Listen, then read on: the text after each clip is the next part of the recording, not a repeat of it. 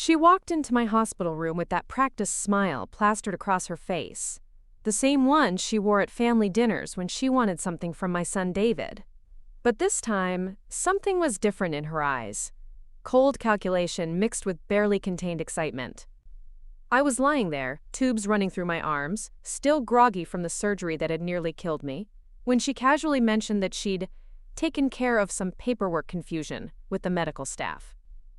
I didn't understand what she meant until 3 days later, when the insurance company called to tell me my entire medical history had been mysteriously wiped from their system. Every test result, every prescription, every specialist note from the past 15 years, gone, like I'd never been sick a day in my life. That's when I realized my daughter-in-law hadn't just destroyed my medical records, she'd tried to destroy me. Before we jump back in, tell us where you're tuning in from. And if this story touches you, make sure you're subscribed, because tomorrow, I've saved something extra special for you. My name is Florence Cooper, but everyone who matters calls me Flo. I'm 73 years old, and until 3 months ago, I thought I knew exactly who I could trust in this world. I've been living with type 2 diabetes for 18 years, hypertension for 12, and a heart condition that requires more monitoring than a space shuttle launch. My medical file was thicker than a phone book, documenting every appointment, every medication adjustment, every close call that had brought me to the edge and back again. It wasn't just paperwork to me. It was proof of survival, a roadmap that kept me alive. I raised David as a single mother after his father walked out when he was 7. Worked double shifts at the textile factory, went to night school to get my nursing degree, and somehow managed to keep food on the table and clothes on his back without ever asking for a handout from anyone. David was my pride and joy, a sweet boy who grew into a decent man, or so I thought. He became a successful engineer, bought a house in the suburbs, and seemed to have everything figured out. Then he met Victoria. Victoria Hartwell was everything I wasn't: polished, educated, and from what David called good stock. She had a master's degree in healthcare administration and worked at Metropolitan General Hospital as a senior compliance officer. She spoke with perfect diction, never had a hair out of place, and could discuss wine varietals like she'd invented them herself. When David brought her home for the first time, I tried so hard to like her, to see what he saw. She was beautiful, I'll give her that, with auburn hair that caught the light just right, and a wardrobe that probably cost more than my annual grocery budget. But there was something underneath that perfect exterior that made my skin crawl. The way she'd correct David's grammar in front of me, like he was an embarrassing child. How she'd glance around my small apartment with barely concealed disdain, touching surfaces like she might catch something. The subtle comments about my colorful way of expressing myself, as if being working class was some kind of character flaw I should apologize for. When they got engaged, I swallowed my reservations and threw them the best engagement party I could afford. I cashed in my small savings account and borrowed money I didn't have because I wanted David to be happy. Victoria barely thanked me, just smiled that tight smile and mentioned how quaint everything looked. That should have been my first real warning, but love makes you blind to red flags, even when they're your own son waving them. The wedding was a lavish affair that Victoria's parents paid for, held at some country club where the waitstaff probably earned more than I did in a month. I wore the best dress I owned, a navy blue number I'd bought for my high school reunion 15 years earlier, and tried to blend into the background. Victoria made sure I was seated at a table with distant relatives I'd never met, far from the main festivities. During the reception, I watched my son dancing with his new wife, and for a moment, I felt genuinely happy for him. That feeling lasted until Victoria's maid of honor made a toast about how wonderful it was that David had risen above his circumstances to find true love. After they married, the changes in David were gradual but unmistakable. Phone calls became less frequent. Visits turned into obligation rather than joy. Victoria had a way of being present in every conversation, even when she wasn't physically there. David would start to tell me about work or ask about my health, then cut himself short with comments like, "Victoria thinks," or "Victoria says." It was as if she'd taken up residence in his brain, rewriting his thoughts to match her preferences. I tried to maintain the relationship, showing up to family gatherings with homemade desserts and genuine interest in their lives.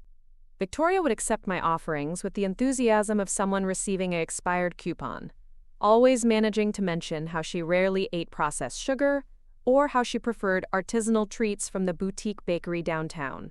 Every interaction felt like a performance where I was constantly failing to meet some invisible standard she'd set. The real trouble started when my health began declining more seriously about 2 years ago. What had been manageable conditions suddenly became a complicated web of medications, specialist appointments, and emergency room visits. My diabetes became harder to control, requiring insulin adjustments and constant monitoring. My blood pressure medication needed frequent tweaking, and the heart palpitations that had been occasional became daily occurrences that sent me to urgent care more times than I cared to count. David was genuinely concerned during this period, calling regularly and even driving me to some of my more important appointments. Victoria would sometimes come along, sitting in waiting rooms with her phone, occasionally sighing loudly when appointments ran long. She had a way of making her presence feel like a favor she was reluctantly granting, as if my illness was an inconvenience she was graciously tolerating. During one particularly scary incident when my blood sugar dropped dangerously low and I ended up in the emergency room, Victoria was the one who handled the paperwork while David paced the hallway in panic.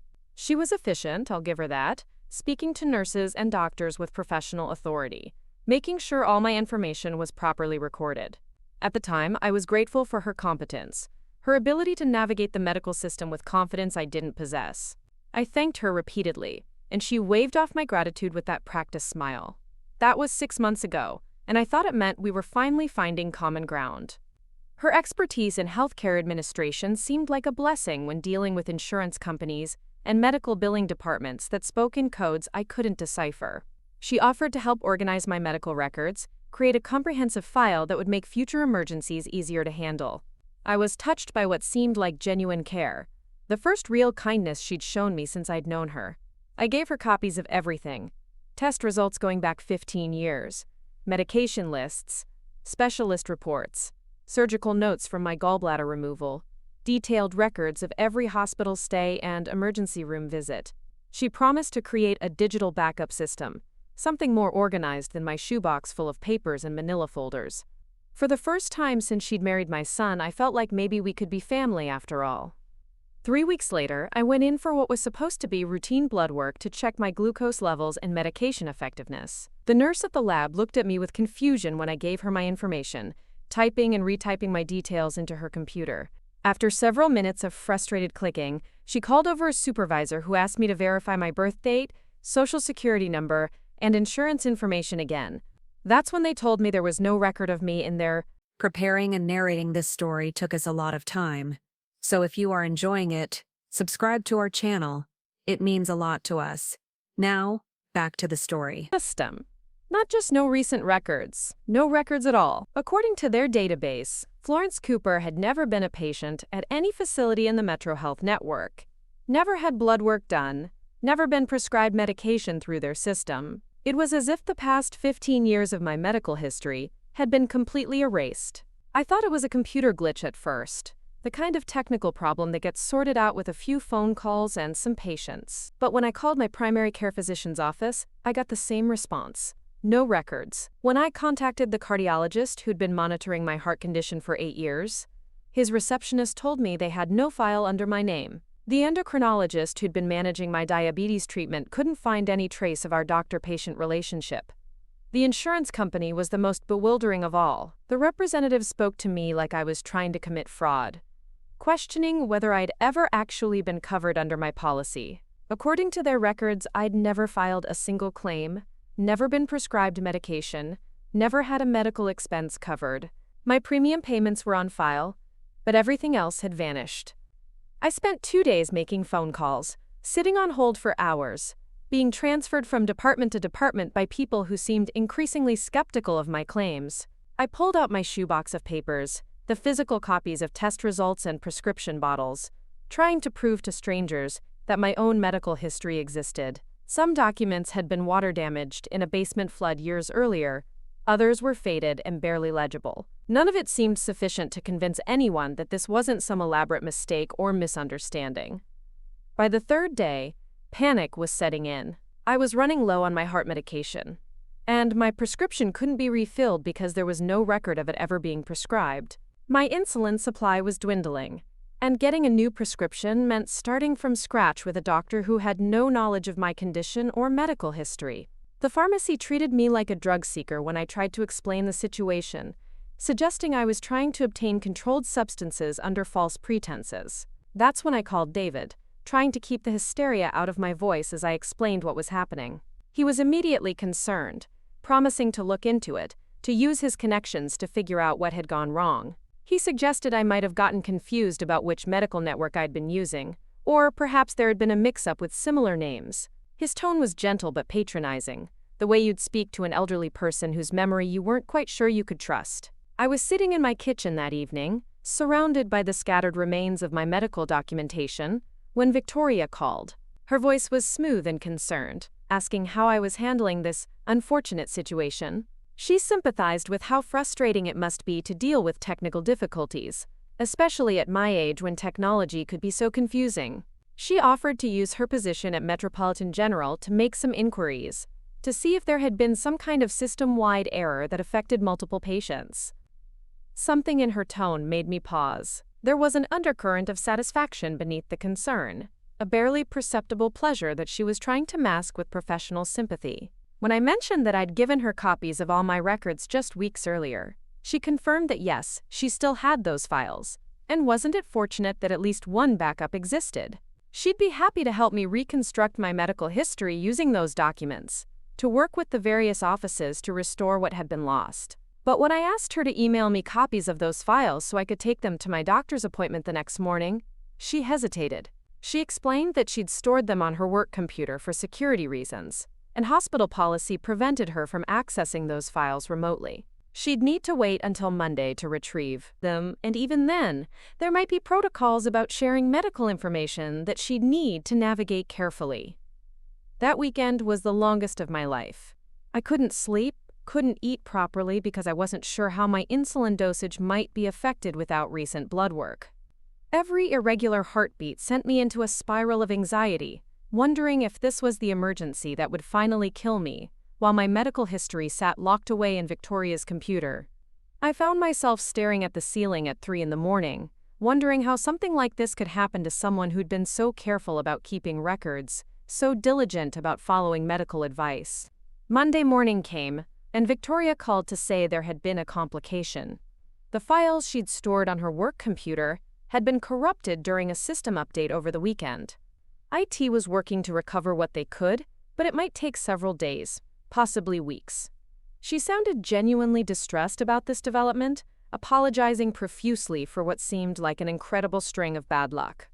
She promised to do everything in her power to help me rebuild my medical history from scratch, using her professional connections to expedite the process. It was during that phone call that I heard it, a tiny sound in the background that made my blood run cold. David's laugh, quiet but unmistakable, quickly stifled as if he'd been told to keep quiet. In that moment, sitting in my kitchen with my blood sugar monitor beeping its warning about irregular readings, I realized that this wasn't a technical glitch or an unfortunate coincidence. This was deliberate. The pieces started falling into place with horrifying clarity. Victoria's eager offer to help organize my medical records. Her insistence on handling the paperwork during my emergency room visit. Her access to medical databases through her job. Her knowledge of how these systems worked and how they could be manipulated. The timing of everything, happening just as I'd become more dependent on complex medical care, more vulnerable to the kind of disruption that could literally be life-threatening. I called the insurance company back, this time asking different questions.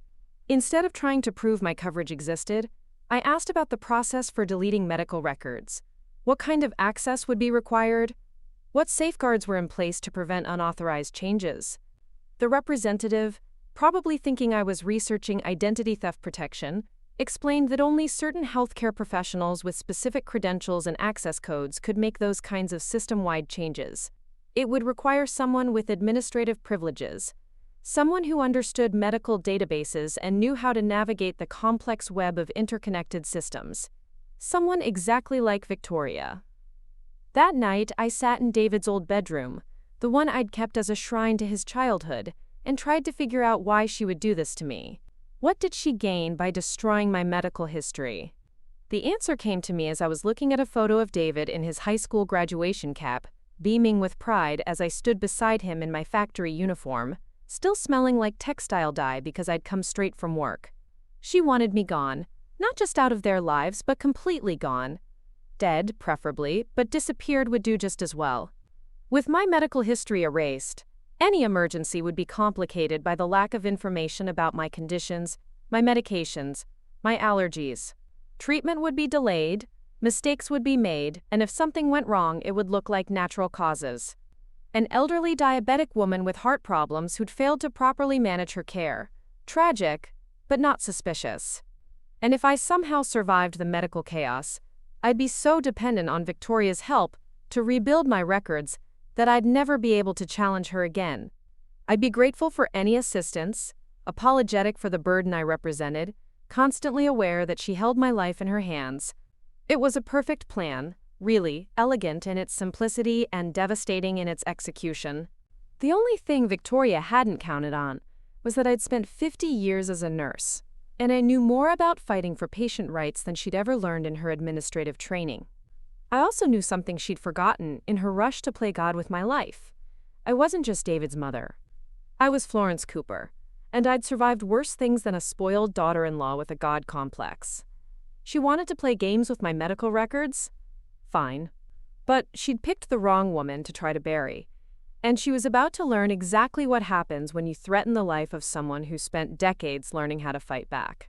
The war was just beginning, and this time, I was going to make sure I won. The next morning, I woke up with the kind of clarity that only comes after you've spent the night staring into the abyss and deciding you're not going quietly into it. My hands were steady as I made my coffee, steadier than they'd been in weeks since this nightmare started. I had work to do, and I was going to need every bit of strength and cunning I'd accumulated over 7 decades of life.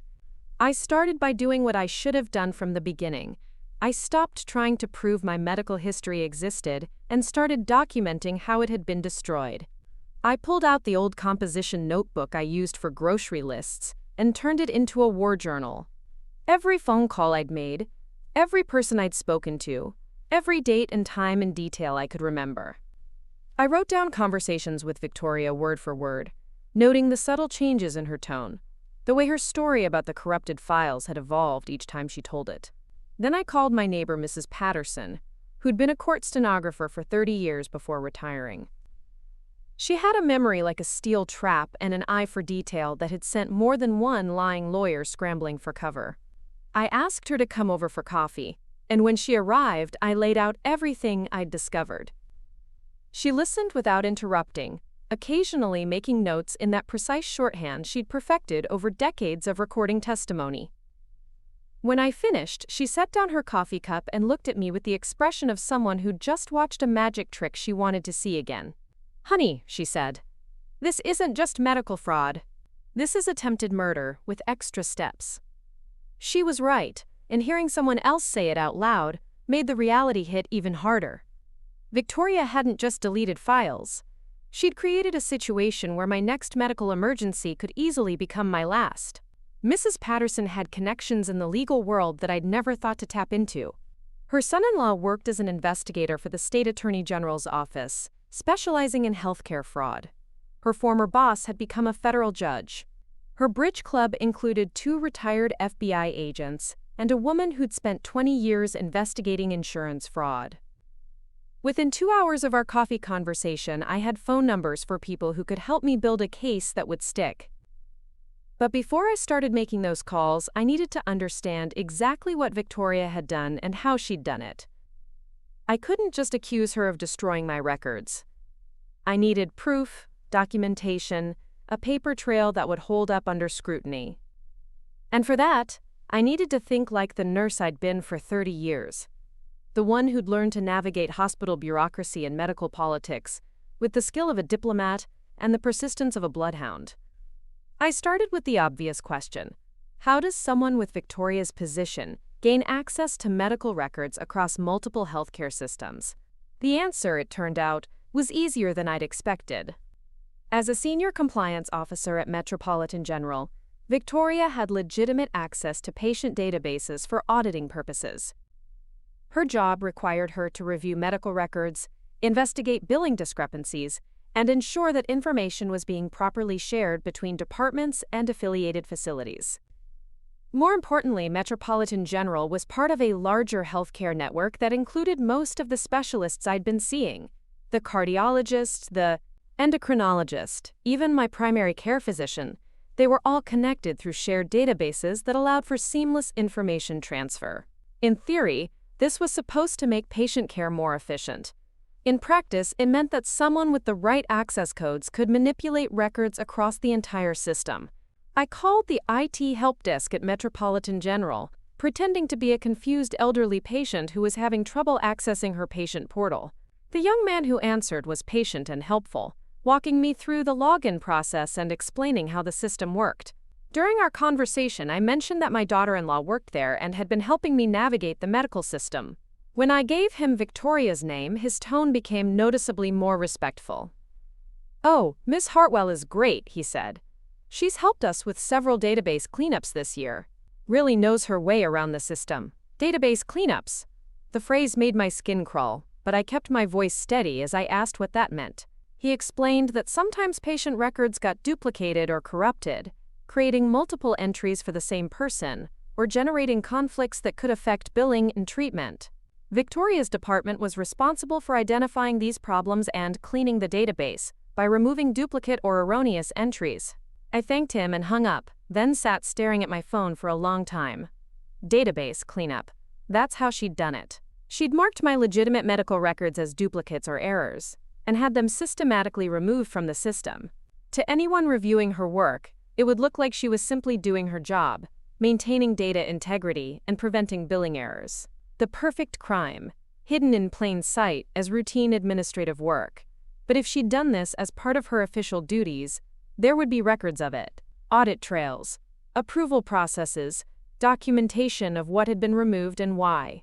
Healthcare systems are paranoid about data integrity, and every change is logged, tracked, and reviewed.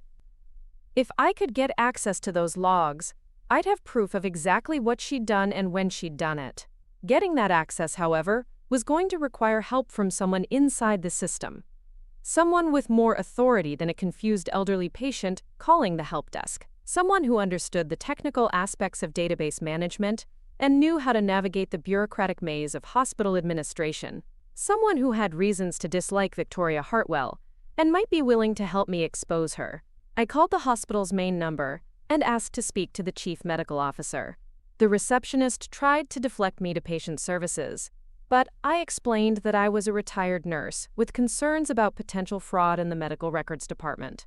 That got me transferred to an assistant, who scheduled me for a meeting the following week. It wasn't fast enough for my liking, but it was progress. While I waited for that appointment, I decided to do some reconnaissance of my own.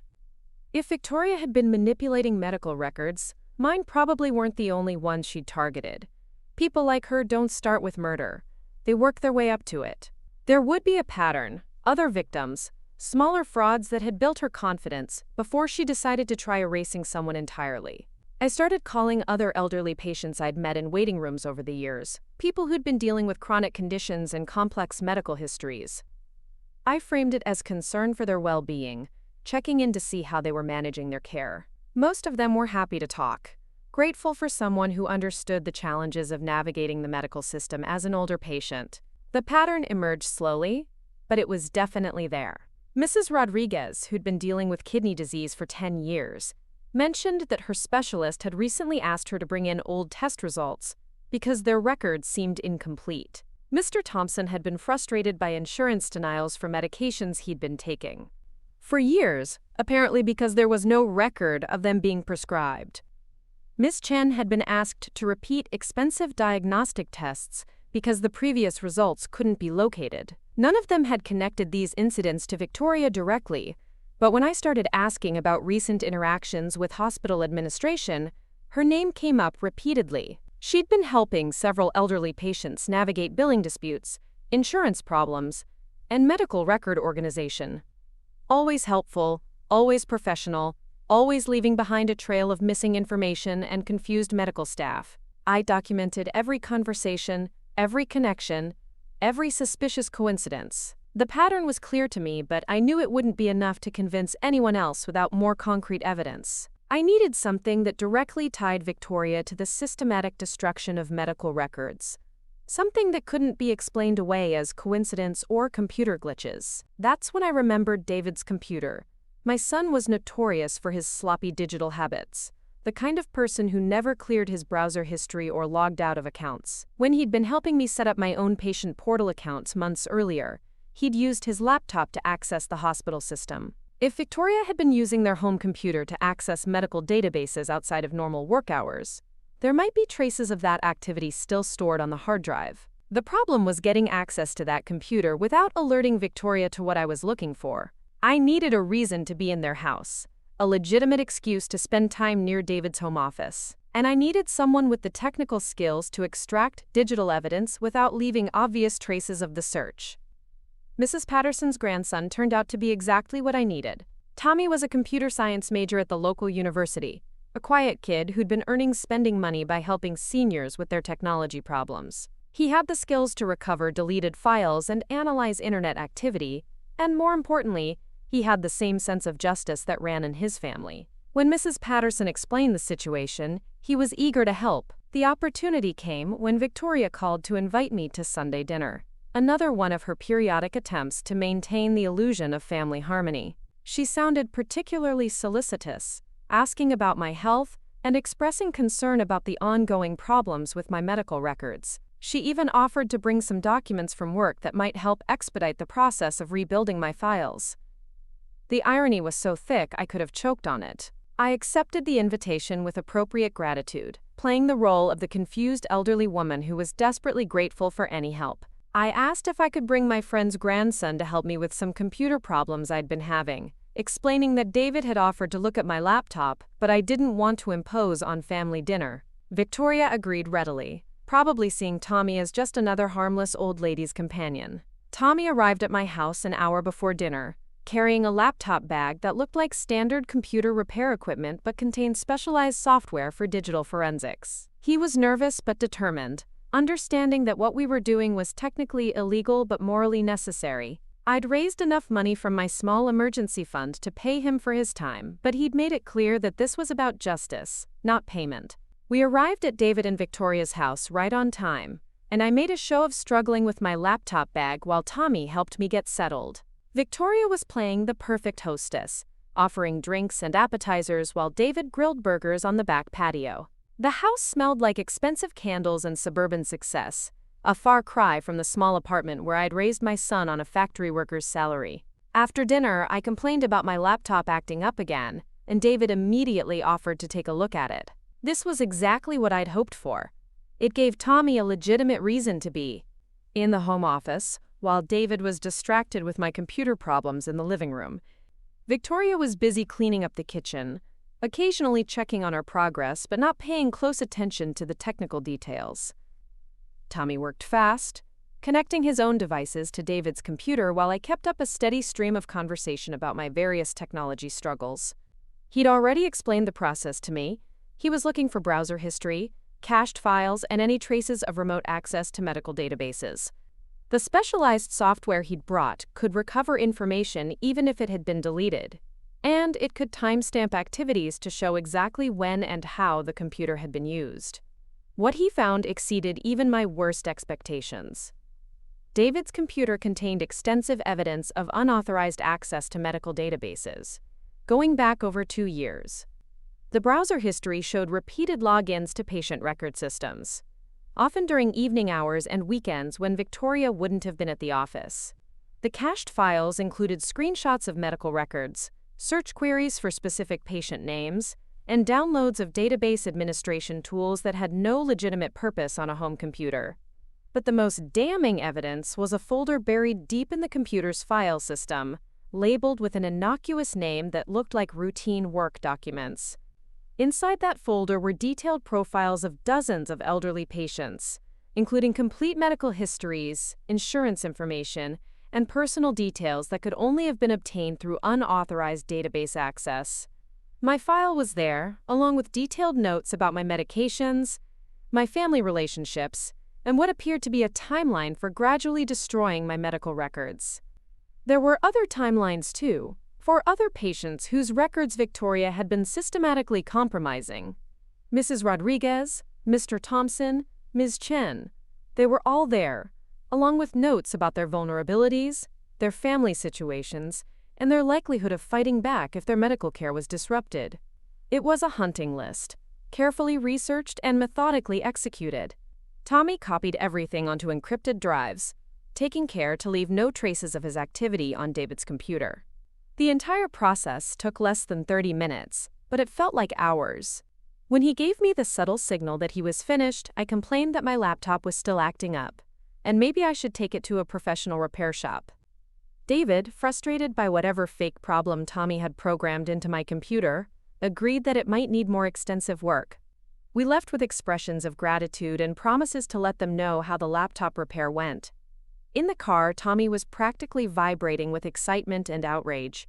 "Mrs. Cooper," he said, "this isn't just fraud. This is like a serial killer, but instead of murder weapons, she's using medical records. She's been hunting vulnerable people for years." That night, I sat in my kitchen with the encrypted drives Tommy had given me, staring at the proof of Victoria's systematic campaign against elderly patients. It was overwhelming. Hundreds of files, thousands of individual pieces of evidence, a digital paper trail that documented years of calculated cruelty. But it was also exactly what I needed to destroy her completely. The next morning, I called the phone number Mrs. Patterson had given me for her son-in-law at the Attorney General's office. I explained that I had evidence of systematic healthcare fraud involving unauthorized access to medical databases and the deliberate destruction of patient records. He was interested but cautious, asking if I understood the seriousness of the allegations I was making. I told him I was a retired nurse who'd spent 30 years advocating for patients, and that I understood exactly how serious this was. Then I told him I had digital evidence that would prove everything I was claiming, and that I was prepared to turn it over to law enforcement immediately. His tone changed from cautious interest to urgent attention. We met that afternoon at a coffee shop near the courthouse, and I handed over copies of everything Tommy had found. He reviewed the files on his laptop, occasionally whistling under his breath or muttering what sounded like professional admiration for the quality of the evidence. When he finished, he looked at me with the expression of a prosecutor who'd just been handed a case he couldn't lose. "Mrs. Cooper," he said, "this is going to bring down more than just your daughter-in-law. This is going to expose systematic vulnerabilities in the entire healthcare network. We're talking about federal charges, congressional hearings, complete overhaul of medical privacy protections. You've uncovered something that's going to change how hospitals handle patient data." I nodded, understanding the magnitude of what I'd stumbled into. But I also understood something he might not have fully grasped yet. This wasn't just about exposing systematic flaws or reforming healthcare policy. This was about a woman who'd tried to murder me with paperwork, and I was going to make sure she paid for every minute of terror she'd put me through. The investigator explained the process. They'd need to verify the evidence, obtain search warrants for the hospital systems, interview other victims, and build a case that would hold up in federal court. It would take time, probably months, and I'd need to be patient while they did their work properly. He also warned me that Victoria would eventually figure out she was under investigation and that she might try to retaliate or destroy additional evidence. I thanked him for the warning, but I wasn't planning to sit quietly while the wheels of justice turned slowly. I had other plans for Victoria, plans that would ensure she understood exactly what kind of mistake she'd made when she decided to target Florence Cooper. The legal case would destroy her career and send her to prison, but that was just the beginning. I was going to take apart her entire life, piece by piece, until she was left with nothing but the knowledge that she'd brought it all on herself. The investigator had given me his card and instructions to call if I noticed any unusual activity or if Victoria seemed to be covering her tracks. What he didn't know was that I was planning to create some unusual activity of my own. Victoria had played a long game, slowly destroying my medical records over months, while maintaining the facade of a helpful daughter-in-law. I was going to play a much shorter game, with rules she'd never see coming. That evening, I called David and asked if he could come over to help me with some paperwork. I told him I was overwhelmed by all the medical record problems and needed someone to help me organize what documentation I still had. He agreed immediately, probably feeling guilty about how little help he'd been during this crisis. He had no idea that he was about to become an unwitting participant in his wife's downfall. When David arrived, I had everything laid out on my kitchen table. Copies of the evidence Tommy had recovered, printed summaries of Victoria's fraudulent activities, and detailed timelines showing how she'd systematically destroyed not just my records, but those of dozens of other elderly patients. I'd organized it all like a prosecutor's case file, with clear explanations and irrefutable proof of what his wife had been doing. David's reaction was exactly what I'd expected: denial, confusion, desperate attempts to find alternative explanations for evidence that was overwhelmingly clear.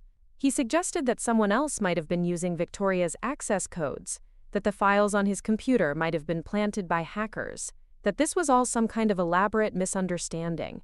He was grasping for any explanation that didn't require him to accept that the woman he'd married was a calculating predator who'd tried to kill his mother. I let him work through the denial, answering his questions patiently and walking him through the evidence step by step. I showed him the timestamps that proved Victoria had been accessing medical databases from their home computer during hours when she should have been sleeping. I explained how her position at the hospital gave her the perfect cover for systematic fraud, and how she'd been using elderly patients as test cases for increasingly sophisticated forms of medical identity theft. But the moment that broke him was when I showed him Victoria's notes about me specifically, the detailed analysis of my health conditions, the timeline for gradually destroying my records, the cold assessment of whether I was likely to fight back or simply die quietly from medical complications. She'd written about me like I was a lab rat, documenting my vulnerabilities and planning my destruction with scientific precision. David stared at those pages for a long time, his face cycling through emotions I couldn't name. When he finally looked up at me, there were tears in his eyes, but there was something else too, a hardness I'd never seen before, the same steel I'd tried to teach him when he was young, and the world seemed determined to knock him down. "She tried to kill you," he said quietly, and it wasn't a question.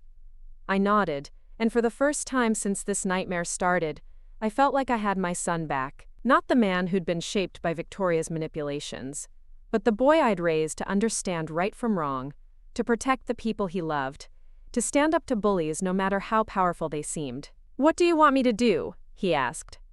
I smiled, feeling something click into place that had been broken for far too long. "I want you to help me make sure she never hurts anyone else," I said. "And I want you to understand that this is just the beginning of what she's going to lose." David nodded slowly, and I knew that Victoria's perfect marriage was about to become another casualty of her own greed and cruelty. She'd spent years isolating my son from me, turning him into a weapon she could use against his own family. Now he was going to become the weapon I used against her. The war was escalating, and Victoria didn't even know it had started. David didn't go home that night. He called Victoria and told her he was staying with me to help with my medical record crisis, which was technically true, even if she didn't understand the full implications. She sounded pleased by this development, probably thinking it meant her plan was working and that I was becoming more dependent on family assistance. If she'd known that David was sitting at my kitchen table helping me plan her complete destruction, she might have been less enthusiastic about his newfound family loyalty. We worked until 3 a.m, going through every piece of evidence and building what David, with his engineering background, called a failure analysis of Victoria's schemes. He approached it like a technical problem, methodically documenting each step of her fraud and identifying the weak points where she'd made mistakes. His anger was cold and precise, the kind of fury that builds spreadsheets and keeps detailed notes because it knows that emotion without documentation is just noise. The most valuable thing David brought to our war council wasn't his technical skills or his intimate knowledge of Victoria's habits. It was his complete access to her life. He knew her passwords, her schedules, her professional contacts, her insecurities, and her escape routes. He understood how she thought, what motivated her, and most importantly, what would hurt her most when we finally struck back. "She's built her entire identity around being untouchable," he explained as we organized evidence files. "Perfect education, perfect job, perfect marriage to someone she considers beneath her original social class. She thinks she's smarter than everyone around her, especially people she sees as inferior. That arrogance is what made her sloppy with the digital evidence, and it's what's going to destroy her. David knew about Victoria's affair. He'd suspected it for months but had been in denial, making excuses for her late nights at work and her sudden interest in weekend conferences. The man was Dr. Marcus Webb, the chief of cardiology at Metropolitan General, and Victoria's direct supervisor. He was married with 3 teenage children, and his wife Julia was a prominent local attorney who specialized in family law. The affair had been going on for over a year, conducted with the kind of reckless confidence that comes from thinking you're too smart to get caught. She keeps a separate phone for their communications, David told me, his voice flat with the exhaustion of someone who'd spent months lying to himself. Hides it in her car, thinks I don't know about it. She's been planning to leave me for him once he divorces his wife, but she wants to make sure she's financially secure first. That's why she took the promotion to senior compliance officer. She needed the salary increase and the authority that comes with the position. The affair explained so much about Victoria's timeline and motivations. She wasn't just trying to eliminate me as a nuisance. She was trying to clean up loose ends before starting her new life. My medical crisis had made me more dependent on family support, which interfered with her plans to gradually distance herself from David and his working-class connections. Rather than endure months or years of awkward family obligations, she'd decided to simply remove the problem permanently. But Victoria had made a crucial error in her calculations. She'd assumed that David would be devastated by my death, that losing his mother would make him more emotionally dependent on her, and less likely to question her behavior. She hadn't considered the possibility that he might investigate the circumstances of my medical crisis, or that he might discover her role in creating it. Her plan required David to remain the passive, grateful husband she'd been training him to be for years. Now that David understood what she'd done, he was ready to help me use every weapon at our disposal. He knew about her professional rivalries, her financial vulnerabilities, her social climbing ambitions, and the careful facade she'd built to hide her true nature from the people who mattered to her career. More importantly, he knew how to access her personal communications, her financial records, and her professional files without triggering the security protocols she'd put in place. The first phase of our counterattack was designed to make Victoria's life professionally uncomfortable without alerting her to the larger investigation. David started by accidentally mentioning to key people at the hospital that Victoria had been working on medical record database cleanups that might have resulted in data loss. He framed it as innocent concern about system reliability, just a worried husband who'd noticed his wife seemed stressed about technical problems at work. Within days, Victoria's supervisor was asking pointed questions about her recent database activities. The IT department launched an audit of her access logs, ostensibly to verify that proper protocols had been followed during routine maintenance. Her colleagues began reviewing their own cases to ensure that important patient data hadn't been inadvertently deleted during her cleanup projects. Victoria found herself defending routine administrative actions that she'd never expected anyone to scrutinize. Meanwhile, I was working with Mrs. Patterson's network of retired law enforcement contacts to gather additional evidence that would support the federal investigation. The state attorney general's office had initiated their formal inquiry, but they needed time to build an airtight case. I wasn't content to wait for official justice when I could be accelerating Victoria's downfall through more immediate channels. Mrs. Patterson's Bridge Club had turned into an informal investigative task force, with each member using their professional backgrounds to attack Victoria from different angles. The retired FBI agents were tracking down other victims and documenting patterns of fraud across multiple healthcare networks. The former insurance investigator was analyzing billing irregularities that might be connected to Victoria's record manipulations. The ex-court stenographer was creating detailed timelines that would help prosecutors understand the scope and duration of Victoria's crimes. But the most effective member of our informal team was someone I hadn't expected, Julia Webb, Dr. Marcus Webb's wife. Mrs. Patterson had met her at a legal aid fundraiser and had casually mentioned that she was helping an elderly client deal with medical record fraud.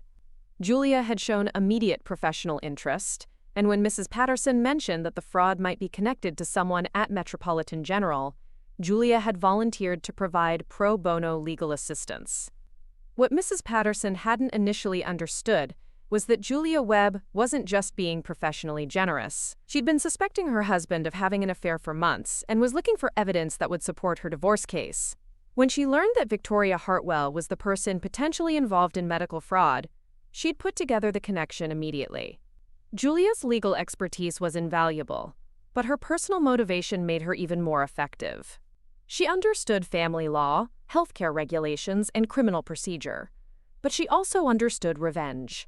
When I met her for coffee to discuss my case, I realized I was looking at someone who'd been planning her own war for months and was grateful to have found an ally with compatible interests. Medical record fraud is a federal crime with serious prison time, she explained as we reviewed my evidence. But what your daughter-in-law has done goes beyond simple fraud. She's committed identity theft, attempted medical malpractice, insurance fraud, and conspiracy to commit bodily harm. If we can prove that she deliberately endangered your health by destroying records of your medical conditions, we're looking at attempted murder charges. Julia had already begun building her own case against Victoria and Marcus, gathering evidence of their affair and documenting how their relationship had affected their professional judgment. She'd discovered that Victoria had been receiving preferential treatment for promotions and assignments, and that Marcus had been using his position to protect her from oversight that might have caught her fraudulent activities earlier. They think they're being careful, Julia said, with the cold satisfaction of someone who'd been underestimated for too long. But affairs make people stupid, especially affairs between people who think they're smarter than everyone around them.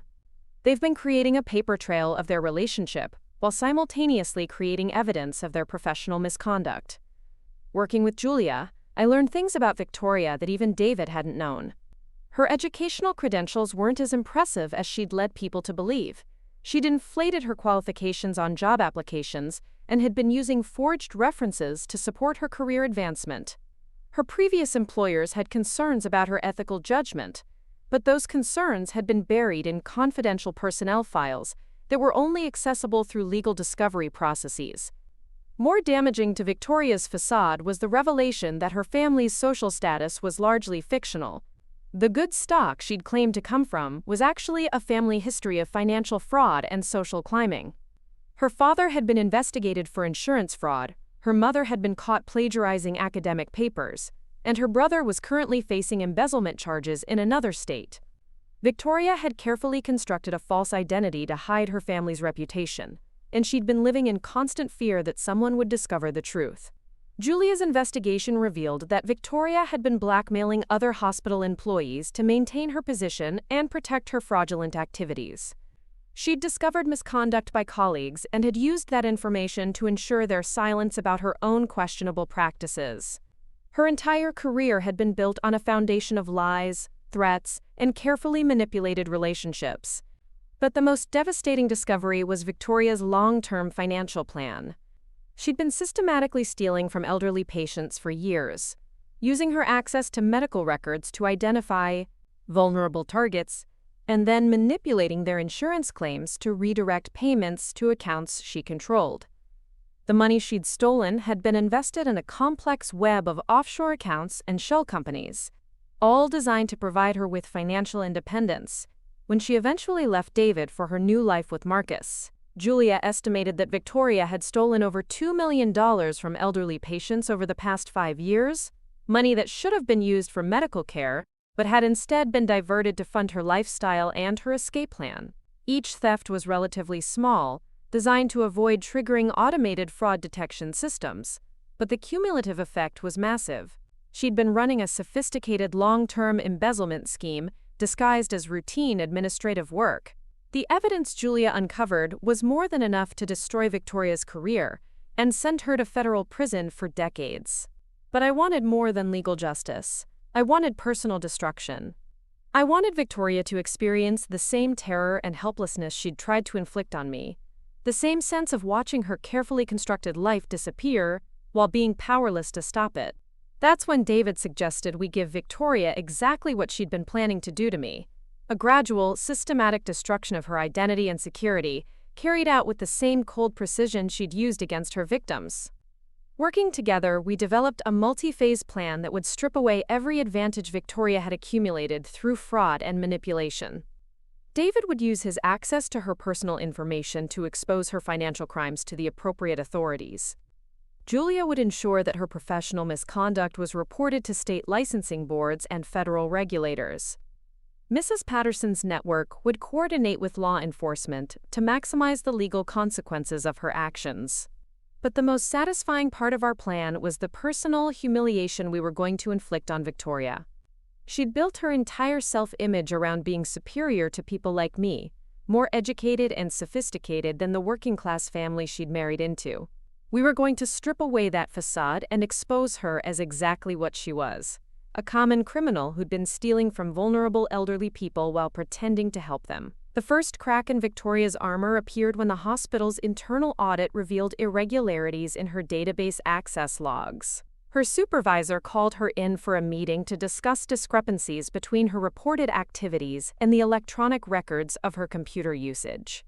Victoria tried to explain the inconsistencies as routine technical issues, but the audit had been thorough enough to identify specific instances where patient records had been altered or deleted, outside of normal business processes. David came home that evening to find Victoria pacing their kitchen like a caged animal, frantically making phone calls and reviewing files she'd brought home from work. She was trying to create documentation that would support her explanations for the audit findings, but she was working from incomplete information because she didn't understand how comprehensive the investigation had become. "They're questioning everything I've done for the past 2 years," she told David, her voice tight with stress she was trying to hide. "Some patients have been complaining about missing medical records, and they're trying to blame it on my database maintenance work. It's completely unfair. I've been saving the hospital thousands of dollars by cleaning up data errors and preventing billing problems." David listened sympathetically while mentally noting every detail she revealed about her defensive strategies. She was focusing on justifying individual actions, rather than addressing the pattern of fraud, which meant she still didn't understand how much evidence existed against her. She was preparing for a personnel review when she should have been preparing for federal criminal charges. Over the following weeks, Victoria's professional life began to unravel with increasing speed. Her computer access was restricted pending the completion of the internal audit. Her supervisor assigned other staff members to review her recent work and verify that proper protocols had been followed. Colleagues who had previously treated her with professional respect began asking pointed questions about her methods and judgment. The stress was affecting her personal life as well. Her affair with Marcus became more difficult to manage, as the hospital investigation required them to maintain strict professional boundaries. Their secret communications became sporadic and cautious, eliminating the emotional support system Victoria had been counting on to help her navigate the crisis. Marcus was protecting his own career by distancing himself from her potential scandal, leaving Victoria increasingly isolated and paranoid. David reported that Victoria had become obsessive about reviewing her work files, staying up late into the night, trying to identify potential problems before they were discovered by the audit team. She was consuming increasing amounts of alcohol and prescription anxiety medication, and her normally perfect appearance was showing signs of strain. Her hands shook when she thought no one was looking, and she'd developed a nervous habit of checking her phone constantly for updates from work. The second phase of our plan began when Julia filed formal complaints against Victoria with the State Medical Board, the Federal Office of Inspector General, and the FBI's Healthcare Fraud Division. Each complaint was meticulously documented with evidence of specific crimes, supported by the digital forensics Tommy had recovered and the additional information Julia had gathered through her legal investigation. Julia also filed a civil lawsuit against Victoria on my behalf, seeking damages for the medical expenses and emotional trauma caused by her fraudulent destruction of my medical records. The lawsuit was designed to be as public as possible, ensuring that Victoria's name would be associated with elder abuse and medical fraud in court records that journalists and other investigators could easily access. The civil lawsuit had an immediate impact on Victoria's social standing. Her neighbors began avoiding her, uncertain about the allegations but unwilling to risk association with someone facing such serious charges. Her professional networks started distancing themselves from her, canceling social invitations and excluding her from informal gatherings where careers were advanced through relationship building. But the most devastating blow to Victoria's facade came when Julia arranged for her family's criminal history to be leaked to local news outlets. The story of Victoria's fraudulent credentials and her family's pattern of financial crimes was picked up by investigative journalists who were already following the healthcare fraud story. Within days, Victoria's carefully constructed identity was exposed as a complete fabrication. The news coverage revealed that Victoria Hartwell wasn't the sophisticated professional she'd pretended to be, but rather the latest in a family line of con artists and fraudsters. Her educational achievements were exaggerated, her professional references were forged, and her social status was based on lies she'd been telling for years.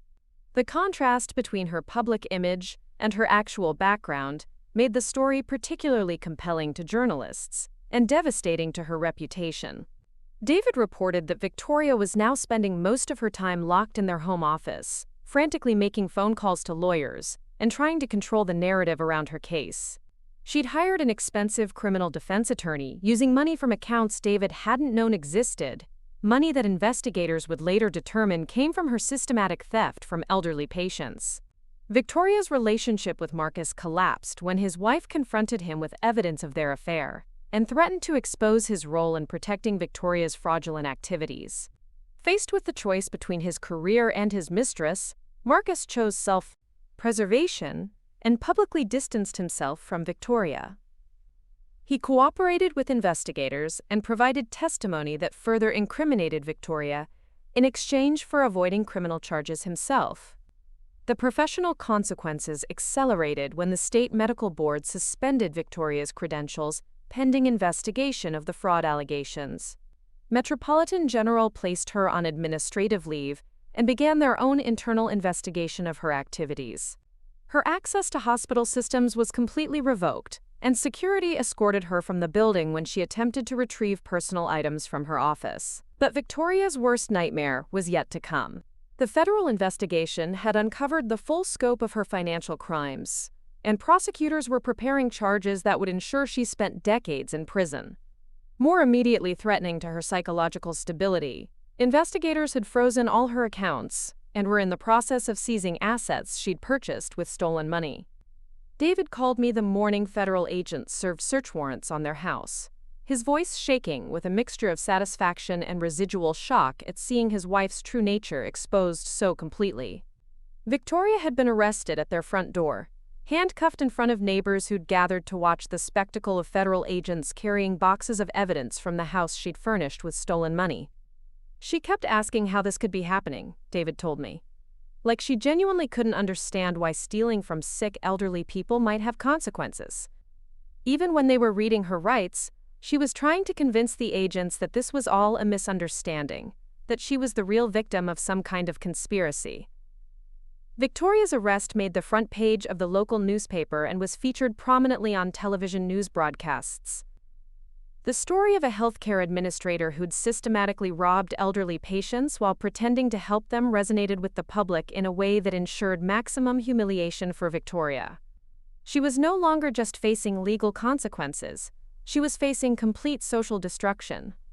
The federal charges against Victoria included healthcare fraud, identity theft, money laundering, conspiracy, and elder abuse. Prosecutors estimated that her crimes had affected over 200 elderly patients and had resulted in the theft of more than $3 million in insurance payments and medical benefits. Each charge carried potential prison sentences that would ensure Victoria spent the rest of her life behind bars. But perhaps the most satisfying aspect of Victoria's downfall was watching her realize that she'd been outmaneuvered by the same inferior people she'd spent years looking down on. A working-class elderly woman, a retired nurse with a high school education, had systematically destroyed a woman with advanced degrees and professional credentials. Victoria's arrogance and prejudice had blinded her to the intelligence and determination of her victims, and that blindness had ultimately caused her complete destruction. As I sat in my kitchen reading the newspaper coverage of Victoria's arrest, I felt something I hadn't experienced since this nightmare began: peace. Not just the absence of fear, but but the deep satisfaction that comes from seeing justice served and wrongs corrected. Victoria had tried to erase me from existence, to murder me through bureaucratic negligence and medical chaos. Instead, she'd erased herself, systematically destroying her own life through the same arrogance and cruelty that had motivated her crimes. The war wasn't over yet. There would be trials, testimony, and legal proceedings that could take years to complete. But the outcome was no longer in doubt. Victoria Hartwell was finished, and everyone who mattered knew it. She'd gambled everything on her ability to manipulate and destroy vulnerable people, and she'd lost completely. Now it was time for the final phase of her destruction, the part where she'd have to live with the consequences of her choices, while watching the people she'd tried to destroy rebuild their lives stronger than before. The courthouse steps were slippery from the morning rain, but I climbed them with steady determination, my best black dress pressed, and my silver hair pinned back the way Henry used to like it before he passed 10 years ago. Today was the day Victoria Hartwell would be sentenced, and I wasn't going to miss watching her face the consequences of trying to erase me from existence. David walked beside me, his arms steady under mine, transformed from the manipulated husband she'd molded into the man I'd raised him to be. Inside the federal courthouse, the gallery was packed with victims and their families, journalists covering what had become known as the digital death case, and law enforcement officials who'd spent months unraveling the full scope of Victoria's crimes. I took my seat in the front row, directly behind the prosecutor's table where Julia Webb sat as the lead attorney for the Victims' Coalition. She turned and gave me a small nod, her expression carrying the satisfaction of someone who'd helped orchestrate perfect justice. Victoria entered in orange prison coveralls, her once perfect auburn hair now showing gray roots and hanging limp around her shoulders. The designer clothes and careful makeup were gone, replaced by the harsh reality of someone who'd spent 6 months in federal detention awaiting trial. Her hands were shackled, and she moved with the defeated shuffle of someone who'd finally understood that her arrogance had destroyed everything she'd worked to build. When her eyes found mine across the courtroom, I saw something I'd never expected to see in Victoria Hartwell: fear. Not the calculated concern of someone worried about professional consequences, but the raw terror of someone who'd realized they were completely powerless. She looked away quickly, but not before I'd seen the acknowledgement in her expression. She knew exactly who had brought her to this moment, and she knew there was nothing she could do to change it. The prosecutor stood to address Judge Martha Richardson, a woman with 30 years of experience in federal criminal cases and a reputation for thorough deliberation.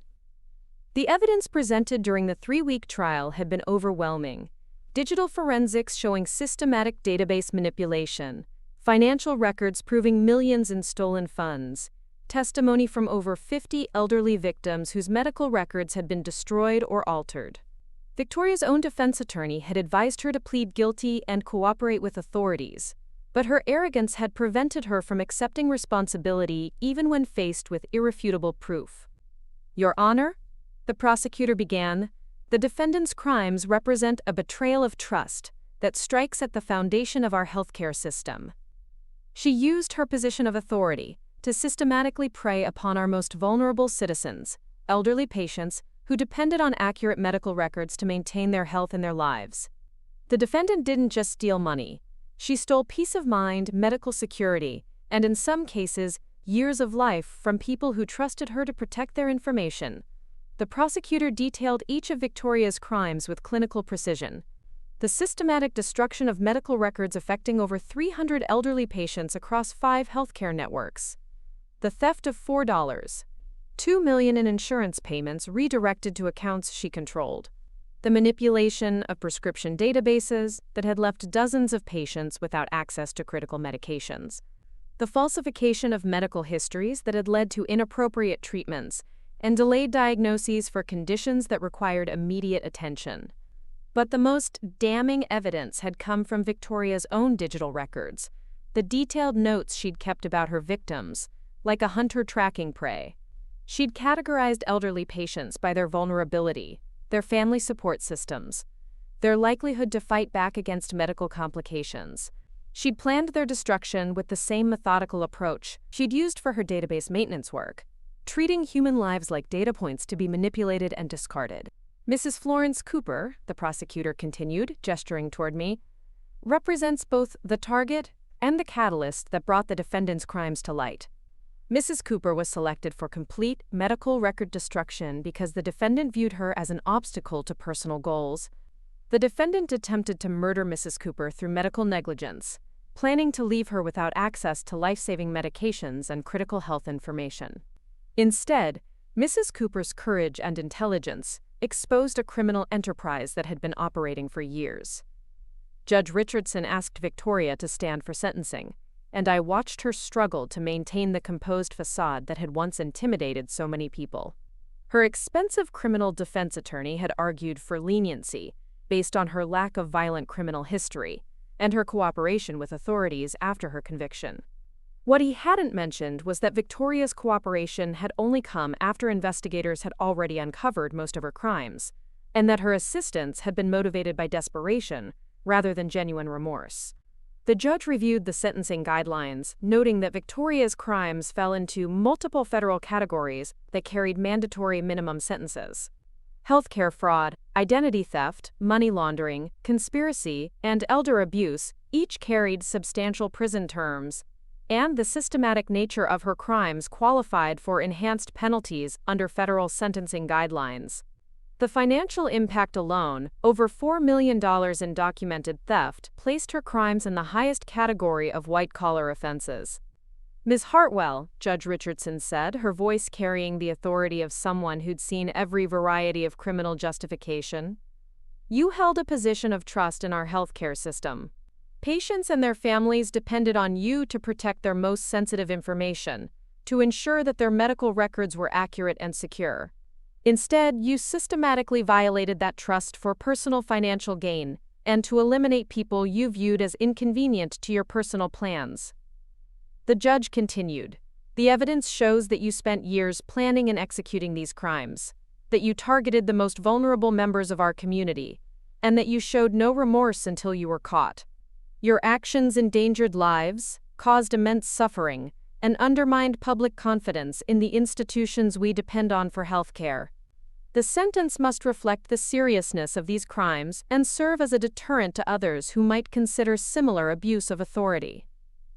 Victoria received 45 years in federal prison without possibility of parole, a sentence that would effectively ensure she died behind bars. The courtroom erupted in quiet satisfaction from the victims' families, while Victoria's legs seemed to give out beneath her. Her attorney steadied her as the judge continued reading the conditions of her sentence. Complete restitution to all victims, forfeiture of all assets purchased with stolen funds, and a lifetime ban from working in healthcare or any position involving access to personal information. But the federal conviction was only the beginning of Victoria's legal troubles. State prosecutors had filed additional charges related to her falsification of professional credentials and her manipulation of state medical databases. The state medical board had permanently revoked her professional licenses and was pursuing financial penalties that would prevent her from ever working in healthcare again. Professional organizations she'd belonged to had expelled her and were cooperating with investigators to identify any additional instances of fraud or misconduct.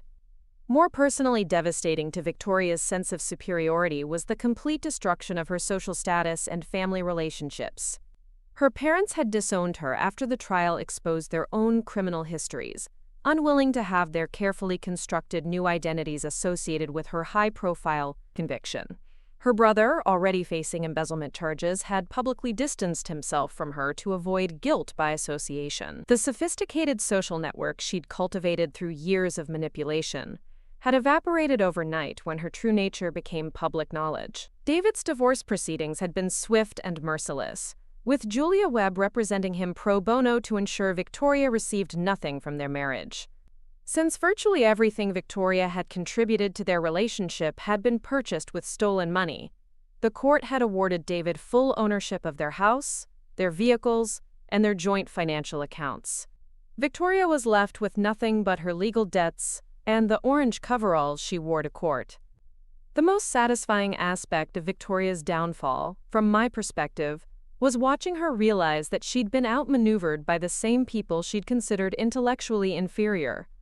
Her conviction had been secured primarily through evidence gathered by a retired factory worker, a computer science student, and a network of elderly women who'd refused to be intimidated by her credentials and authority. The sophisticated criminal enterprise she'd thought was undetectable had been exposed by people she'd considered too simple to understand her methods. After the sentencing, I stood on the courthouse steps surrounded by other victims and their families, all of us sharing the relief that comes with seeing justice properly served. Television reporters interviewed several of us about the impact of Victoria's crimes, and I found myself speaking about the broader implications of what she'd done to vulnerable elderly patients across the healthcare system. "She thought she could make us disappear," I told one reporter, "but what she didn't understand is that people like us don't disappear easily. We've survived too much to be erased by someone who thinks credentials make her better than common decency." She learned that intelligence isn't about degrees or job titles, it's about understanding right from wrong and having the courage to fight for what's right. The federal investigation had led to significant reforms in healthcare database security and oversight of administrative access to patient records. Victoria's crimes had exposed systematic vulnerabilities that allowed privileged users to manipulate medical information without adequate oversight or documentation. New regulations required multiple approvals for database modifications, detailed audit trails for all access to patient records, and regular reviews of administrative activities by independent oversight bodies. Mrs. Patterson's informal investigative network had become a recognized advocacy group for elderly patients' rights, working with lawmakers and healthcare administrators to improve protections against medical fraud and abuse. The organization had successfully lobbied for stronger penalties for healthcare professionals who abuse their access to patient information, and had helped establish victim assistance programs for people whose medical records had been compromised. Julia Webb had used her experience with Victoria's case to launch a specialized legal practice focused on healthcare fraud and elder abuse cases. Her success in securing justice for Victoria's victims had made her a sought-after attorney for similar cases, and she'd helped establish legal precedents that made it easier for future victims to seek compensation for medical record fraud. Her marriage had survived the revelation of her husband's affair, strengthened by their shared commitment to rebuilding trust and addressing the professional misconduct that had enabled Victoria's crimes. David had moved back into my neighborhood, buying a small house 3 blocks from my apartment. Our relationship had been completely transformed by our shared experience of uncovering and fighting Victoria's crimes. He was no longer the distant son who'd been manipulated into choosing his wife's priorities over his family's welfare, but a man who understood the value of loyalty and the importance of protecting vulnerable people from those who would exploit them. The medical crisis that had started this entire ordeal had been completely resolved through the federal investigation. All my medical records had been reconstructed using backup systems and paper files that Victoria hadn't been able to access. My insurance coverage had been fully restored, and the insurance company had provided additional compensation for the stress and medical complications caused by the record destruction.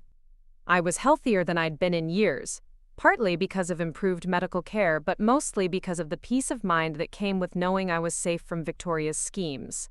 6 months after Victoria's sentencing, I received a letter from her in federal prison. The return address showed she was being held at a maximum security facility in Texas, far from the comfortable life she'd built through fraud and manipulation. The letter was handwritten on cheap prison stationery, her once perfect penmanship now shaky and uncertain. In the letter, Victoria finally admitted what she'd done and expressed what sounded like genuine remorse for her crimes. She acknowledged that she'd tried to kill me through medical negligence, and she apologized for the suffering she'd caused to me and other elderly victims. She described the daily reality of prison life, the complete loss of privacy and autonomy that came with federal incarceration, and her growing understanding of how her actions had affected real people rather than abstract data points. But what struck me most about Victoria's letter was her request for forgiveness. Not for her sake, but for mine. She'd apparently been counseled by a prison chaplain who'd convinced her that seeking forgiveness was part of taking responsibility for her crimes. She wasn't asking me to visit her or to support her appeals. She was simply acknowledging the full scope of what she'd done and expressing genuine sorrow for the pain she'd caused. I read the letter twice, then folded it carefully and placed it in the same drawer where I kept the documentation of her crimes and conviction. I had no intention of responding to Victoria or offering her the forgiveness she sought. Some actions are too deliberate and too cruel to be forgiven, especially when they're motivated by the kind of calculated cruelty that had driven her systematic abuse of elderly patients. But I also felt no continuing anger toward Victoria Hartwell. She was no longer a threat to me or to anyone else. Locked away for the rest of her life and stripped of the authority she'd abused so systematically. Her crimes had been exposed, her victims had received justice, and the systems she'd exploited had been reformed to prevent similar abuse. Most importantly, her attempt to erase me from existence had failed completely, leaving her erased instead while I continued living the life she'd tried to steal. A year after Victoria's sentencing, I was invited to speak at a national conference on healthcare security and patient advocacy. The conference brought together medical professionals, technology experts, law enforcement officials, and patient rights advocates to discuss emerging threats to medical privacy and security. My presentation focused on the warning signs that might indicate healthcare fraud targeting elderly patients, and the importance of empowering patients to advocate for themselves when something seems wrong with their medical care. During the question and answer session after my presentation, a young woman raised her hand and identified herself as a compliance officer at a major hospital system. She asked how healthcare administrators could better protect patients from the kind of systematic abuse Victoria had perpetrated, and what early warning signs might indicate that a trusted employee was manipulating patient records for personal gain. I thought about her question for a moment, remembering my own experience of gradually realizing that my medical crisis wasn't a technical glitch but a deliberate attack. The most important thing, I told her, is to listen to patients when they say something isn't right. Don't assume that elderly patients are confused or mistaken when they report problems with their medical records. Take those concerns seriously, investigate thoroughly, and never assume that someone's credentials or professional reputation make them incapable of criminal behavior. I continued, Victoria Hartwell appeared to be a model employee with impressive qualifications and professional accomplishments, but she was systematically preying on the patients she was supposed to protect, and she might have continued for years if her victims hadn't fought back. The lesson isn't just about technology or oversight. It's about remembering that healthcare is fundamentally about human dignity, and that anyone who forgets that becomes a threat to the people they're supposed to serve. After the conference, I flew home to find David waiting at the airport with flowers and a smile that reminded me of the boy I'd raised rather than the distant man Victoria had tried to mold him into. We drove through our old neighborhood, past the factory where I'd worked double shifts to support us, past the school where he'd played basketball, past the small apartment where we'd built a life together based on love and mutual respect rather than manipulation and social climbing. That evening we sat on my front porch sharing coffee and watching the sunset, comfortable in the kind of silence that only comes between people who've been through something difficult together and emerged stronger for it. David had rebuilt his life completely, establishing a consulting practice that allowed him to work from home and spend more time with family and friends he'd neglected during his marriage to Victoria. He was dating a teacher from the local elementary school, a kind woman who shared his values and treated me with the genuine respect that Victoria had never been capable of showing. "Do you ever regret it?" David asked as we watched neighborhood kids playing in the street. "Going after her so completely? Destroying her life the way she tried to destroy yours?" I considered his question seriously, thinking about the months of investigation and legal proceedings that had consumed so much of our time and energy. I thought about Victoria sitting in her federal prison cell, facing decades of incarceration for crimes she'd committed out of arrogance and greed. I thought about the other victims who'd been able to rebuild their medical care and receive compensation for their suffering because we'd fought back against her systematic abuse. "No," I said finally, "I don't regret it at all." Victoria made a choice to prey on vulnerable people, to use her position of trust, to steal from elderly patients, and endanger their lives. She thought she could make us disappear because she saw us as disposable, as less important than her personal ambitions. Fighting back wasn't just about protecting myself. It was about protecting everyone else she might have hurt if we'd let her continue. David nodded, understanding the larger implications of what we'd accomplished together. She thought she was smarter than everyone else, But she never understood that intelligence isn't about having the right degrees or knowing how to manipulate computer systems.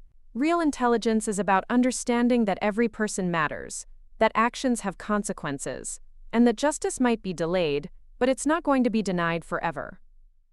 2 years after Victoria's conviction, I received a call from the federal prosecutor who'd handled her case. He informed me that Victoria had died in prison, apparently from complications related to diabetes that had gone undiagnosed and untreated due to the inadequate medical care available in the federal prison system. The irony wasn't lost on either of us. A woman who'd endangered elderly patients by destroying their medical records had died because of poor medical record-keeping and inadequate healthcare oversight. I felt no satisfaction in Victoria's death, but I also felt no sorrow. She'd chosen her path deliberately, targeting vulnerable people for systematic abuse and theft, and she'd faced the consequences of those choices. Her death meant that her victims could finally close this chapter of their lives completely, knowing that she would never again have the opportunity to hurt anyone. The funeral was small, attended only by her defense attorney and a prison chaplain who'd worked with her during her incarceration. David and I didn't attend, but we did visit the graves of some of the elderly patients whose deaths had been hastened by Victoria's destruction of their medical records. We brought flowers and spent quiet moments remembering people whose lives had been cut short by someone else's greed and arrogance. At one grave, that of an elderly man named Walter Chen, whose insulin prescriptions had been deleted from the system leading to a diabetic crisis that killed him, I left a handwritten note. "Your death wasn't forgotten. Justice was served. Rest in peace." It was a small gesture, but it felt important to acknowledge that Victoria's victims had been real people with families who loved them, not just data points in someone else's criminal enterprise. Today, 5 years after Victoria first walked into my hospital room with that calculating smile, I'm sitting in my garden watching tomatoes grow and feeling grateful for every ordinary moment of the life she tried to steal from me. My medical records are complete and secure, protected by new regulations that came about partly because of our fight against her crimes. My health is stable, carefully monitored by doctors who understand my medical history and take my concerns seriously. David visits every Sunday for dinner, often bringing his wife Sarah and their young daughter Emma, who calls me Grandma Flo and has never known a world where people tried to make other people disappear through bureaucratic cruelty. Emma is learning to read, and I've been helping her with simple books about brave people who stand up to bullies and protect others from harm. Mrs. Patterson and I still meet for coffee every Wednesday, and our informal network of retired women continues to advocate for elderly patients' rights and support victims of healthcare fraud. We've helped dozens of families navigate medical crises and fight back against institutional indifference or abuse.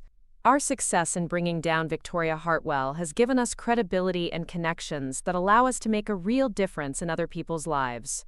The Henry Whitmore Second Chance Fund, inspired by the story that had first shown me the power of fighting back against family betrayal, continues to provide grants to elderly women who've been financially abused or abandoned by family members.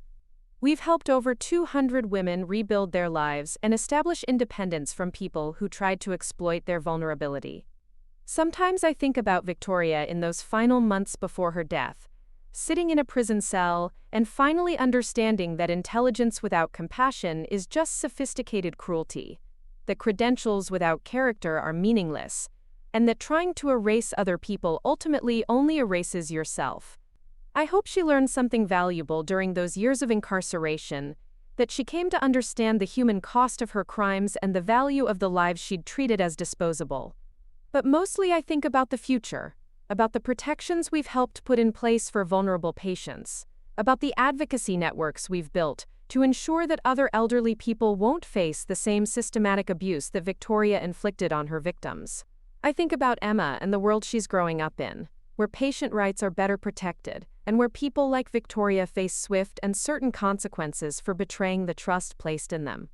The war that began when Victoria tried to erase my medical records ended with her complete destruction and the construction of better protections for everyone she might have targeted in the future. It was a war, one never wanted to fight, but once it was forced on me, I fought it with everything I had learned over 7 decades of life. And in the end, the woman who thought she could make me disappear discovered that some people refuse to be erased. No matter how powerful their enemies think they are, Justice wasn't just served. It was served with the precision and thoroughness that Victoria herself might have admired, if she hadn't been too blinded by arrogance to recognize superior strategy when it was being used against her. The game she started with such confidence became the instrument of her own destruction, and the lives she tried to steal became the foundation for protections that will outlast her memory. The letter arrived on a Tuesday morning in late spring, nearly 6 years after Victoria's death, and 7 years since she'd first walked into my hospital room with that predatory smile. The envelope was thick cream paper, expensive-looking, with a return address I didn't recognize from a law firm in Chicago. Inside was a formal letter from the estate attorney of Dr. Marcus Webb, informing me that the disgraced former chief of cardiology had died of a heart attack and that his will contained a specific bequest directed to me. Dr. Webb had left me $50,000, along with a handwritten letter that his attorney was required to deliver personally. The money, according to the legal documents, came from a life insurance policy that Webb had maintained specifically to provide restitution to Victoria's victims. He'd never been criminally charged for his role in enabling her crimes, but his medical career had been destroyed by the scandal, and he'd apparently spent his remaining years trying to make amends for his cowardice and complicity. The attorney, a dignified woman in her 60s named Margaret Kozlov, drove down from Chicago to deliver Webb's personal letter. We met at my kitchen table, the same place where David and I had planned Victoria's downfall years earlier. Margaret explained that Webb had been living quietly in a small town in Wisconsin, working as a medical consultant, and donating most of his income to organizations that assisted elderly patients with medical advocacy and fraud recovery. Webb's letter was longer than Victoria's had been, written in the careful handwriting of someone who'd spent months choosing exactly the right words.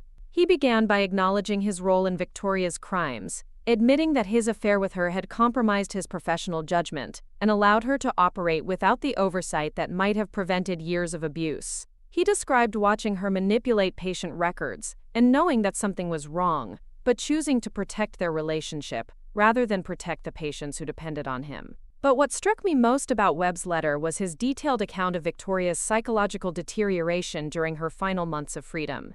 According to Webb, Victoria had become increasingly paranoid and erratic as the investigation closed in around her, convinced that she was being persecuted by people who were jealous of her success and intelligence. She'd refused to accept responsibility for her crimes even in private conversations, insisting that she'd been providing valuable services by cleaning up inefficient medical databases. Webb described Victoria's complete inability to understand why anyone would care about the elderly patients whose records she'd destroyed. In her mind, these were people who were going to die soon anyway, whose medical problems were expensive and burdensome to the healthcare system. She saw herself as performing a kind of quality control function, eliminating unnecessary costs and administrative complications. The fact that her actions endangered real human lives never seemed to register as morally significant to her. Most chilling was Webb's account of Victoria's reaction when she learned about my role in exposing her crimes. She'd become obsessed with the idea that I was somehow intellectually inferior to her, that my success in bringing her down represented some kind of cosmic injustice. She couldn't accept that someone with my background and education had outwitted her, and she'd spent hours analyzing how I'd managed to build such an effective case against her. Webb's letter revealed that Victoria had been planning additional crimes when she was arrested, including a scheme to systematically destroy the medical records of patients in hospice care to hide evidence of her previous fraud. She'd also been researching ways to manipulate organ donor databases, apparently believing that she could profit from controlling who received transplant organs. Her criminal ambitions had been escalating toward increasingly serious forms of medical murder, and my investigation had likely prevented numerous additional deaths. The letter concluded with Webb's expression of gratitude for my courage in fighting back against Victoria's crimes. He credited my investigation with saving not only the lives of her intended future victims, but also his own soul, by forcing him to confront the consequences of his cowardice and moral compromise. He'd spent his final years trying to rebuild some sense of personal honor, and he wanted me to know that my example had inspired him to choose truth over convenience in his remaining professional relationships. Margaret Kozlov explained that Webb's estate was also funding a scholarship program for nursing students who specialized in patient advocacy and medical ethics.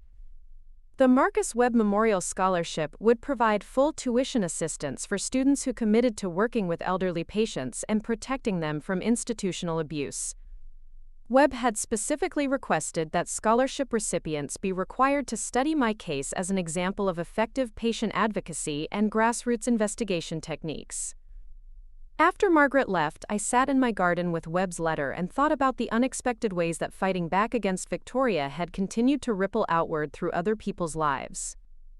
Webb's transformation from complicit coward to genuine advocate demonstrated that even people who'd enabled terrible crimes could find redemption through acknowledging their failures and working to prevent similar harm in the future.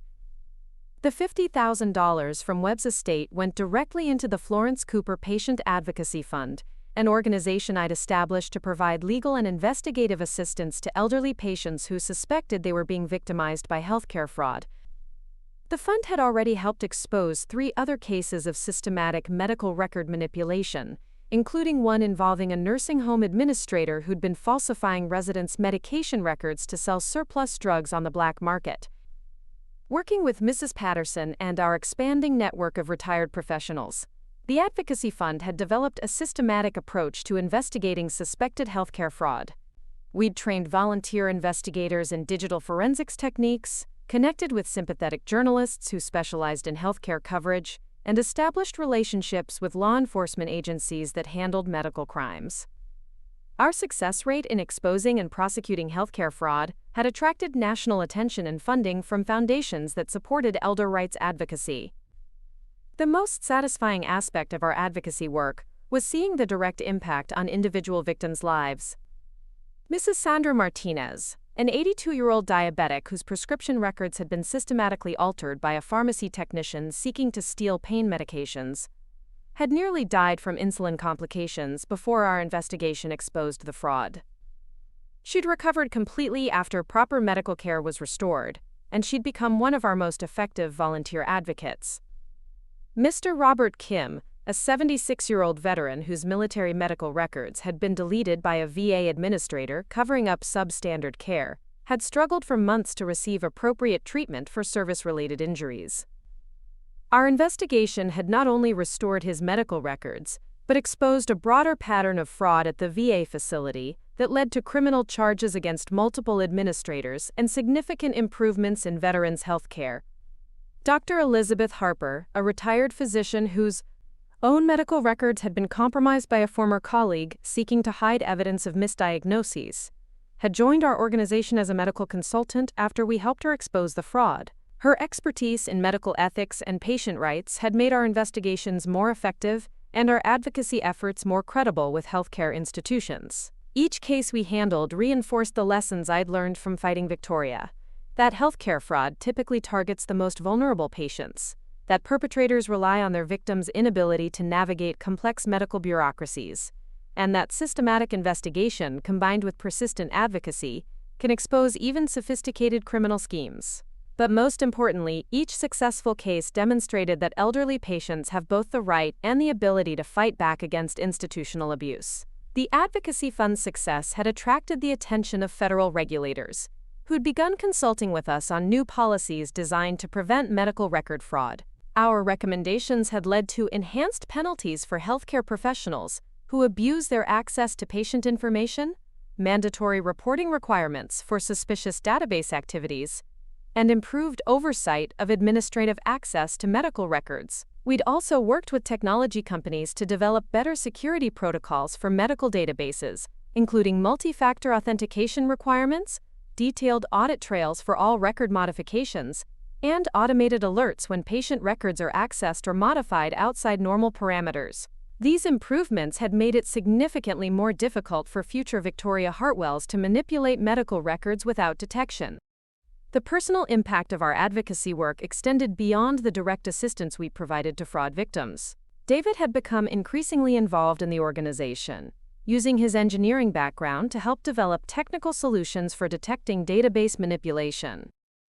His daughter Emma, now 8 years old, had grown up hearing stories about standing up to bullies and protecting vulnerable people, and she'd already shown remarkable empathy and courage in defending classmates who were being mistreated. Sarah, David's wife, had established a support group for family members of healthcare fraud victims, recognizing that the emotional trauma of medical betrayal often affected entire families. Her work as an elementary school teacher had given her insights into how children processed their grandparents' victimization, and she'd developed educational materials to help families discuss medical safety and patient rights in age-appropriate ways.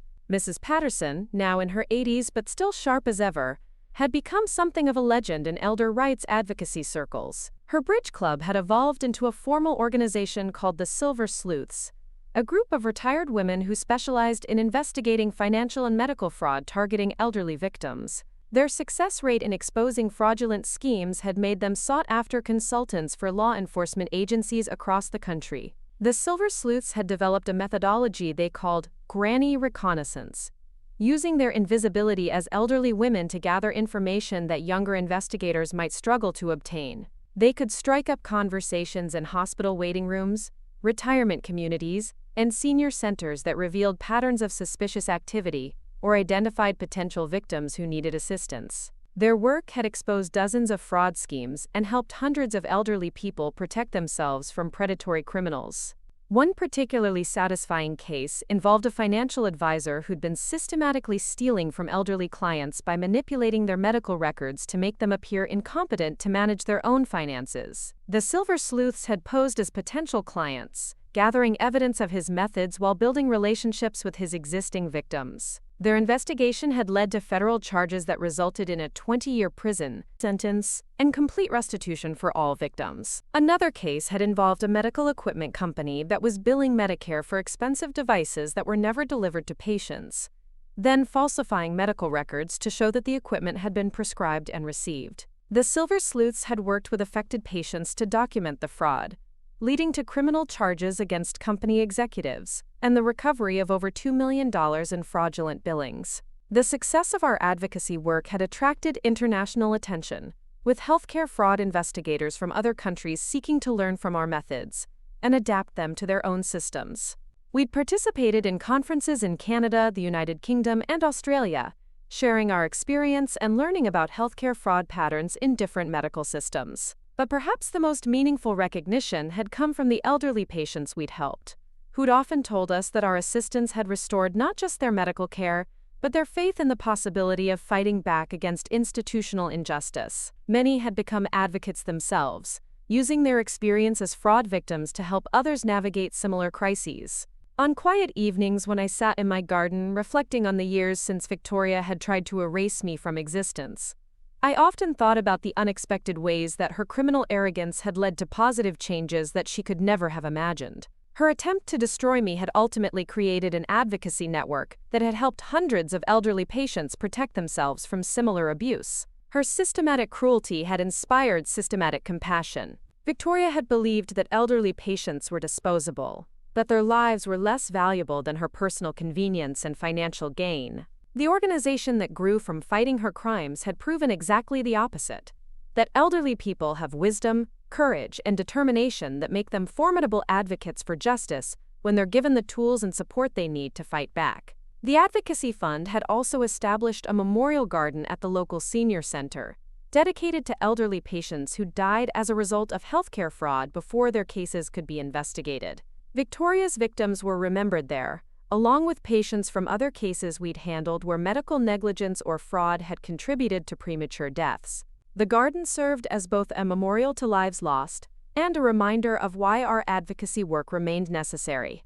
Emma had helped plant flowers in the memorial garden, carefully placing markers with the names of patients whose lives had been cut short by people who should have protected them. She'd asked thoughtful questions about why some people chose to hurt others and what could be done to prevent such cruelty in the future. Her questions had reminded me that our advocacy work wasn't just about seeking justice for past victims, but about creating a world where future generations would be better protected from institutional abuse. The Florence Cooper Patient Advocacy Fund had grown into a national organization with chapters in 12 states, all staffed primarily by volunteers who'd learned that age and retirement didn't mean the end of meaningful work. Many of our most effective advocates were people who'd been victimized themselves and had decided to channel their experience into helping others avoid similar trauma. Our success had also led to the establishment of formal patient advocacy programs at major hospital systems, with trained advocates available to help patients navigate complex medical bureaucracies and identify potential signs of fraud or abuse. These programs had become models for patient-centered healthcare that prioritized protection of vulnerable populations. Looking back on the 7 years since Victoria had first targeted me for elimination, I could see how her calculated cruelty had ultimately backfired in ways she could never have anticipated. Her attempt to make me disappear had instead made me more visible and more effective as an advocate than I'd ever been as a working nurse.